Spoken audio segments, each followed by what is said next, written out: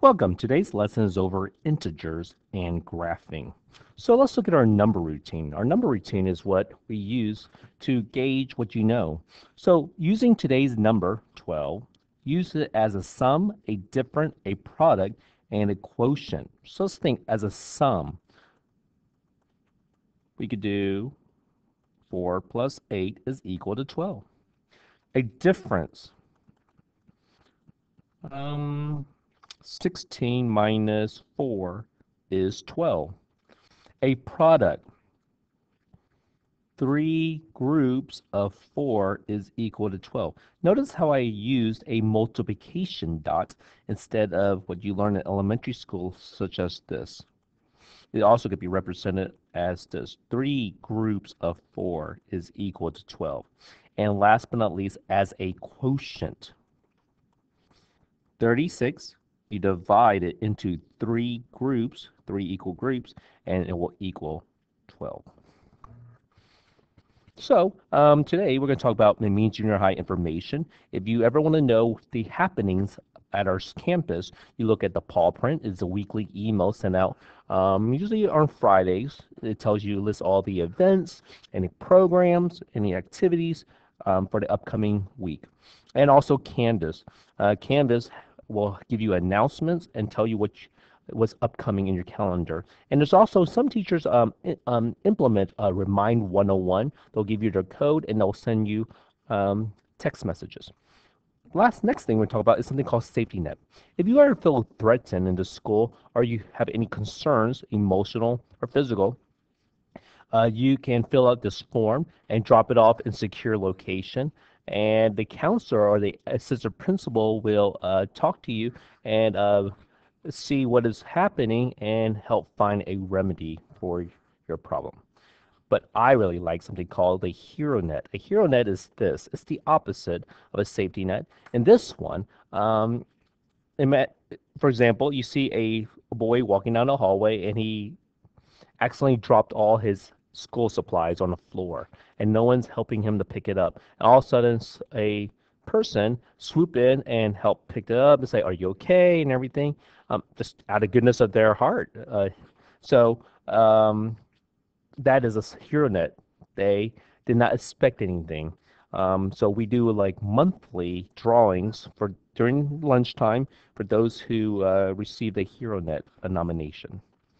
And next thing is eighth period advisory. What is the purpose of advisory? It's about 30 minutes. It's the last period of the day. During this time, it is to do your homework, to read. It's called Drop Everything and Read. Something called Naviance, help you with your college readiness. Also, it's to listen to the different news happening to our school, to attend clubs or organizations, and main thing is tutorials. If you happen to fail a test or did not do so well on an assessment, you may need to seek tutorial so you can build up your skills. Or maybe you're behind in class. Find a tutorial. So your teacher will either pass it out to you. I know math teachers, we just hand it out freely, but it is imperative that you also take the initiative in order to get a pass. And so this is Canvas. And Canvas is very important. And this part right here is a calendar. This is where you will find your assignments for all your classes so you can download the PDFs. For me, this is right here. This is a discussion board. In this discussion board, you will find my help. If you get stuck on any assignment, you don't understand something in math, ask me a question. I usually respond pretty quickly. All right, so on the floor, there will be a huge number line. Last night on Canvas, your homework was to tell me everything you know about positive and negative numbers. Hopefully, you'll say there are positives such as 1, 2, and 3. Maybe it goes on right of 0. And you might say that negative numbers are negative 1, negative 2, negative 3. And negative integers are to the left of 0. Maybe somebody used the word integer. Integers are whole numbers such as 1, 2, 3, 4, 5, and on the opposite side, like -1, -2, -3, -4, -5. So here are some questions I would like to ask. Again, fill in the blank integers. Done. What is actually, for this activity, we would have students standing on this number line on the floor so we can view it. But since this is a presentation, I cannot have that. So what is the opposite of 4? So here's 4. What is on the opposite side of 0? -4. 4 is 4 units from 0. Is -4 also 4 units from 0? It is. So that is the opposite. We have a student standing at -5. What is the opposite of -5? What's on the opposite side of -5 that's the same distance from 0? It is 5. What is the opposite of 0? Opposite of 0 is just 0. There's no number on the opposite side of it because it's right there in the middle. So it's 0 is its own opposite. Integers are whole numbers and their opposites. We're going to be talking about the word integers for probably 2 to 3 weeks, for many, many weeks. So integers are whole numbers such as 1, 2, 3, 4, 5, and the opposite, -1, -2, -3, -4, -5. As you notice, there are no fractions and no decimals. So in my class, there will be this huge poster, and I will be passing out Post-it notes to different students. So students will they'll write their name, and then they will place their note in the most appropriate circle of the Venn diagram. Which one describes them the best description? So for example, we may have a boy who wears glasses. So he will probably, his best description will be boy with glasses. I mean, he is a boy, and he is a student, and he is an all student, but the best description of him is a 6th grade boy with glasses. Then we might have a girl with glasses. What's her best description? A girl with glasses would go under 6th grade students because she's not classified as a boy, and she is an all student, but a better description of her is a 6th grade student. What about just a boy? A boy, he doesn't wear glasses, so he can't go in the center of the circle, but he can go under boy. And what about just a girl? Just a plain girl with no glasses. Her best description, she's not a boy, she's under 6th grade student. So here's our question. Why are there no notes in the all students? How come I did not put anybody in this right here? The reason why is because we're looking for the best description. These, a 6th grade boy with glasses, great description. That covers all the 6th graders, cover all the boys and with glasses. And then this description covers all the boys. So if you're not a 6th grade boy, and then this one covers all the 6th grade girls. So all the boys are in this part of it, and so the girls are left here. So that's the reason why we're looking for the best description. Well, taking that knowledge, what about numbers? So for here, we have different numbers. So give examples of counting numbers. So in this example, I will be handing different cards, different number cards to students in the classroom, and they will figure out where they should go. Counting numbers, just think about it. You have your, think of it, you learn counting numbers since you were in, I don't know, like 2 years old, 3 years old. You count with your fingers. So what's the first thing you can count? 1, 2, 3, 4, 5, and so on. So counting numbers go here. The best description goes right here, counting numbers. Next one. What number belonged in the whole numbers section? Whole numbers are like counting numbers, like 1, 2, 3, 4, 5. But since we've already placed it in the counting number, what's left? 0. 0 is also a whole number. So in this circle right here, whole numbers, do we have all the different whole numbers? We have 0, and then we have 1, 2, 3, 4, 5 right there. So next one. Give examples of integers. If we look at our last slide right here, integers are whole numbers and their opposites. So I'm going to erase this. So integers. So let's think of integers. Integers, so we already have 0, 1, 2, 3, 4, 5. So opposite, -1, -2, -3, -4, -5. So in this circle right here, this circle includes all of the integers. Let's see if that's correct. We have 0, 1, 2, 3, 4, 5, -1, -2, -3, -4, -5. And the last one. The last word we're going to learn is something called rational numbers. Rational numbers are numbers that can be written as fractions. So for example, 1/2, 1/10, 3/10. So can decimals be rational numbers? Can decimals be rational number? Let's think about it. From elementary school, you should have learned this. 1/10. Is 1/10 a fraction? 1/10, can it be written in this decimal form? Yes, it can. 3/10, can this be written as that? Yes, it can.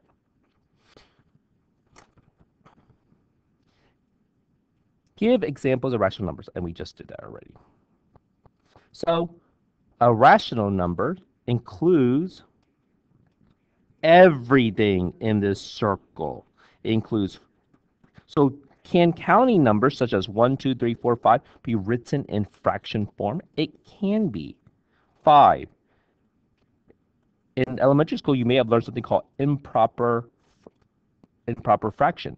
5 divided by 1, or how many 1s go 5, is equal to 5. So all whole numbers, counting numbers, integers, can be written in fraction or decimal form. You can write this as a decimal. So in this activity, you are going to be putting numbers in the correct spot. So 1, counting number. 5, counting number. Count with my fingers. 2, counting numbers. All right, 8. I can count that with my fingers. Just had to have 2 hands. All right, whole numbers. Whole numbers are just like 0, 1, 2, 3. Where you have 1, 2, 5, 8. Any? Oh, 0. 0. Go here. Whole numbers. Integers are whole numbers. So integers are whole numbers such as 0, 1, 2, 3, 4, 5, 6, 7, 8, and they're opposite. So like -8.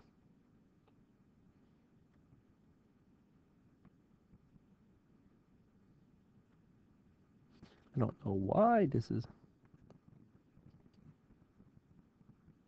Well, I'll write it down. -8, -4, -1, and rational numbers are any numbers that can be written in fraction form. So 1/2, 2/3, 1 and 5/10. That could be written as, I remember, decimal can be written as fraction. 4 and 5/10. This is 3,300, which is 1/3, and so on. And this is the last one. This is why I would see who get tricked by this. 15 over 5, improper. Can 5 go into 15? It can go. It can go in 3 times. So is 3, what's a better description? I mean, it is a rational number, but is there a better description? It can be a counting number. Why did you classify 1 and 5/10 as a rational number instead of an integer? Well, because 1 and 5/10 could be written as a fraction. And next one. If a number fits into all 4 categories, where is it placed? So let's think about it. It can go in all 4 categories. Can 1/2 be a counting? No. Can -4 be a counting? No. Can 0 be a counting number? No. So it is counting number. Counting numbers can be in all 4 categories. Because, like for example, 2, a whole number is 0, 1, 2, 3, 4, 5. Integer are whole numbers and are opposite. And can 2 be written in fraction form? Yes, it can be. It can be even written as a decimal. So again, here's your notes. Whole numbers are like 0, 1, 2, 3, 4. No fractions, no decimal. Um, Integers are like -3, -2, -1, 1, 2, 3, 0, and they're opposite. Rational numbers, they can be written as a fraction, as written as fractions. And so on your own, can you list 2 examples on your own? Can you list 2 counting numbers, 1 and 2? Can you list a whole number, 0? Can you list some integers, whole numbers and their opposite, -1, -2, -3? And can you list rational numbers, 1/2, 4/10, 0, 4/10? And next thing is brainstorm everything you know about number lines.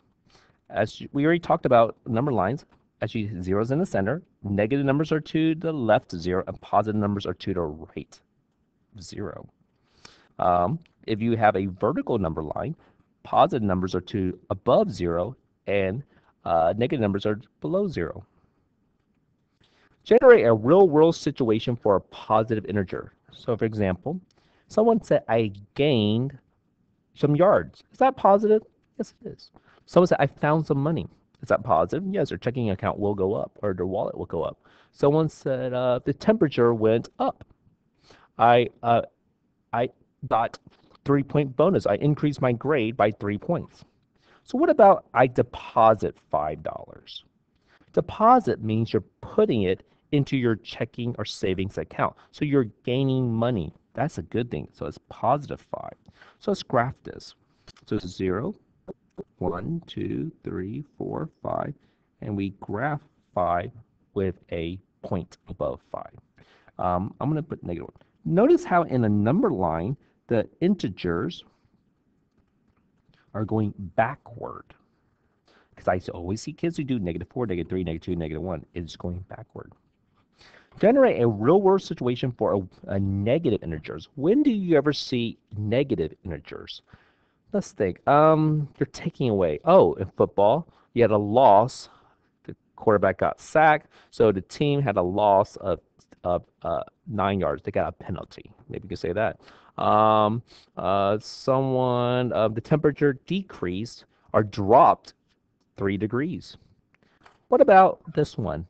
A withdrawal, $2. Withdrawal means you're taking money out of your savings account or checking account. Many ways you could write a check. You could do it with an ATM machine. You have something called a debit card. You put it in a machine and take it out. So withdraw $2.